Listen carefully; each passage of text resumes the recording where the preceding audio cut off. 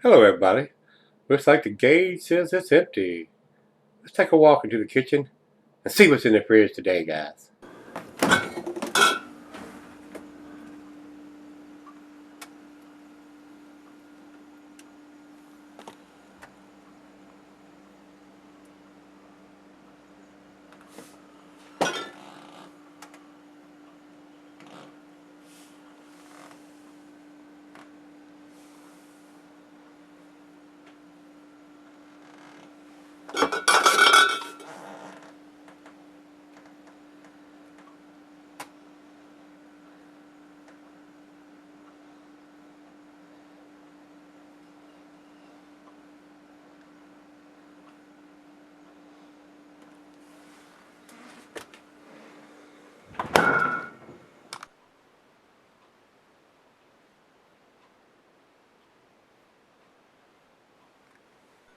Hey, welcome everybody to Gregsbeerreviews today.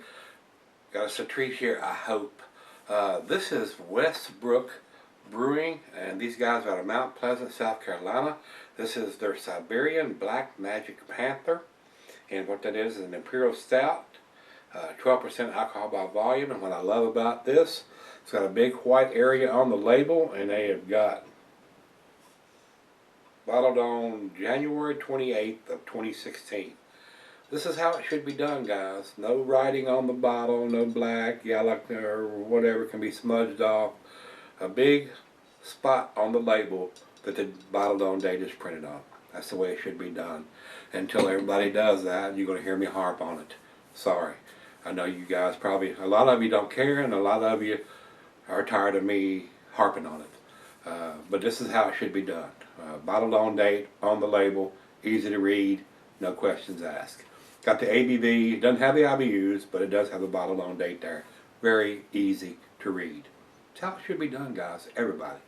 And this is the very first Westbrook beer that I've actually got my hands on. Rico sent this to me, so Rico, you are the man, my brother.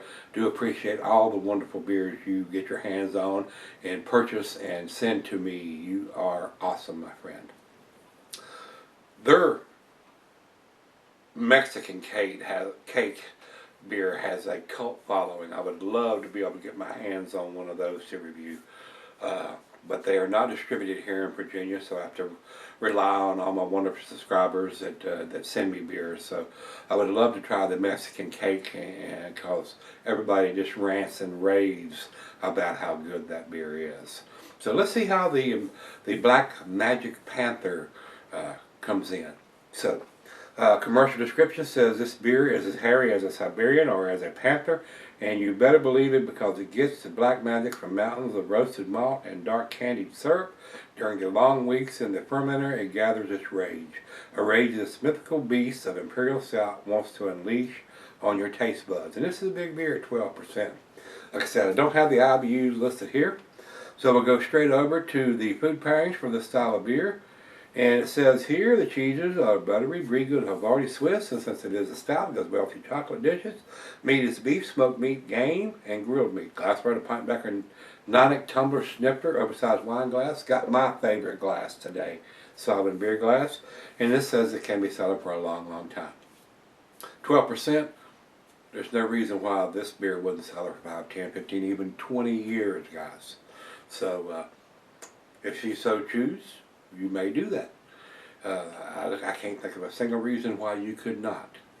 That is all we need to talk about, so let's get it on and get on with this by popping the top. A little bit of hiss there, not a massive hiss. Ooh, it's pitch black coming out of the bottle here, guys. Looks like used motor oil coming out. Very dark head. Very, very dark head. About a finger of creamy, I won't say khaki because it's darker than that. It is a deep brown colored head. Over to the light, there is none. Absolutely none. Not even through the thin part of the glass. It is pitch black, guys. Looks good in the glass. Let's get a nose on it.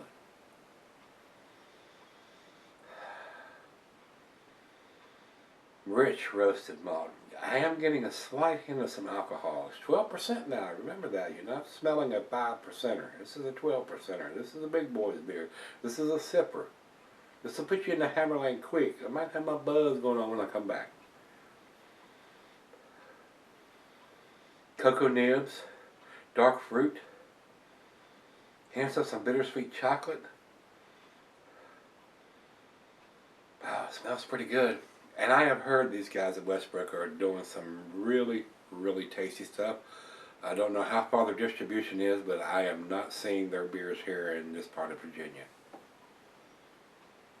And that doesn't mean anything. A lot of times I don't get stuff here, and like I said, it's brewed in South Carolina, and it may show up in Northern Virginia or Pennsylvania or somewhere else. And that's how the distribution is. They'll drive right through Virginia and go somewhere else and distribute their beers and leave us high and dry. Well, as you can see, the head is dissipated completely. It's just barely covering the top of the glass. So I'm thirsty. Final beer of the evening. Let's give it a taste. Cheers, everybody. Cheers, Rico.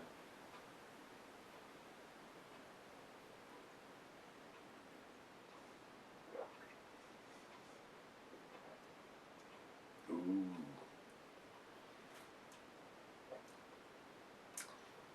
Getting a slight hint of metallic.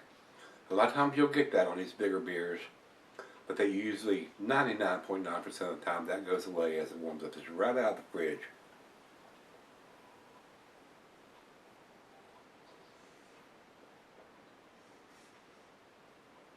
Rich roasted cocoa. Rich, almost the burnt characteristics on the malt. Hints of tobacco, caramel, candied sugar, molasses, dates, raisins, figs, plums. A lot of stuff going on with this beer.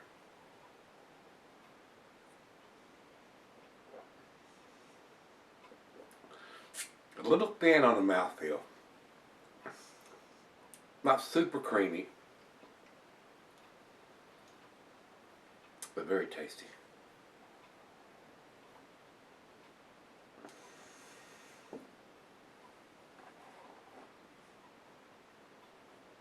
Heard a lot of good stuff about this brewery. Very first one that I've had from them. Starting off with the big boys, 12%. Well, let's let it warm up. Pour her a glass and sip on this for a while. I've been smoking a Gurkha cigar, and those cigars, some of them, they're very hit and miss, like some of the beers. I mean, some of them will smoke very nice and very tasty, and others will unravel as soon as you cut the very end tip off of them, and hard to draw. So I don't know if I'm gonna buy any more Gurkha cigars. So big fan of the Punch Bare Knuckle cigar. That's probably one of my favorites. Really is. Enough about cigars. Let's sip on this for a while and see where it ends up. Be right back. Alright guys, I'm back. Been sipping on it about 35, 40 minutes, maybe 45 minutes or so. Very tasty. Very well made beer. I can see why a lot of people are clamoring to get their hands on some of the Westbrook beer, especially the Mexican cake. I've seen a lot of people really rant and rave about how good that beer is. So I'm going to try to get my hands on some of the Mexican cake from these guys. So this is very tasty. Got a lot of stuff going on with this beer, with the cocoa nibs and the dark fruit and the roasted malt and bittersweet chocolate. Very tasty. I was getting a lot of the, not a lot, but I was getting some alcohol on the nose when it was right out of the fridge. Still getting a little bit. It's a 12%er, but it's not no burning or anything like that. It's a big boy's beer, no doubt. 12%. Wonderful aroma on this beer. A little on the thin side for a 12%er to me.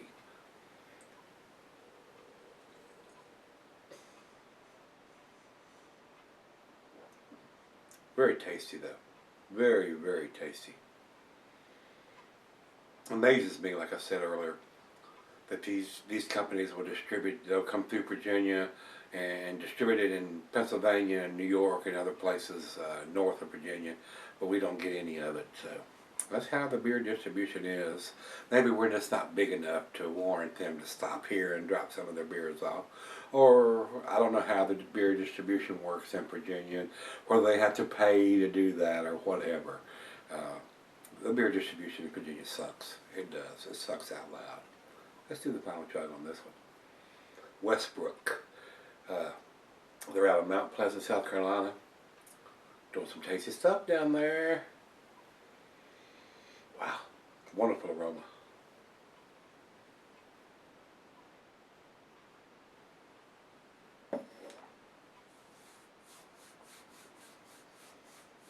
Wow. Roasted malt, candied sugar, molasses, dark fruit, cocoa nibs. Wow. Delicious beer. Delicious beer. Guys, 9 out of 10 for me on this one. Very, very tasty. Would like a little bit better mouthfeel to me, a little creamier. But other than that, very tasty. Well done labeling. Bottled on date in a white spot on the label. Very easy to read. ABV on the front label. Only thing this can make it better is to have the IBUs and maybe chuck it in a bourbon barrel for a couple of months. That would really kick it up a notch at 12. So, very tasty beer. Rico, thanks again, my brother, for sending me this beer. Not had anything from Westbrook so far, and this was very tasty. Very, very tasty. You're doing some good work down in South Carolina, these guys are. So, I love how they're labeling their beers. Got that big white area there with the bottled on date. That's how it should be done, guys. No ink on the bottle can be smudged off or any of that kind of crap. Printed on the label. That way we know bottled on date, ABVs there for this style of beer. Basically, that's all we need. We got the month, day, and a year, and the ABV. Win-win for them, win-win for us, win-win for everybody. Like I said, it's 9 out of 10 for me. If I was giving this a grade in a numeric, it would probably be a 95 or even a 96. With the information I have on this and the taste that I'm getting from this beer. Very, very tasty. Definitely worth picking up if you can get your hands on it. Over to Beer Advocate, they say 92 in their outstanding range. It is an outstanding beer. Very, very tasty. And over to Rate Beer, they said no score requires more ratings. They've only got 3 or 4 people that's posted any ratings on this. Fairly new beer, I think. Probably this year's beer in this version. So we don't have enough ratings from them to give a rating, but I thought it was very, very tasty. I would buy this beer if I could get it here. Most definitely would, unless it was a $20, $25 bottle. I don't know what Rico paid for this, so it's very tasty. It's definitely worth picking up if you can get your hands on it. And if you've had it, let me know what you think, guys. And as always, we'll be back tomorrow. We're going to take a look in that fridge. See you then.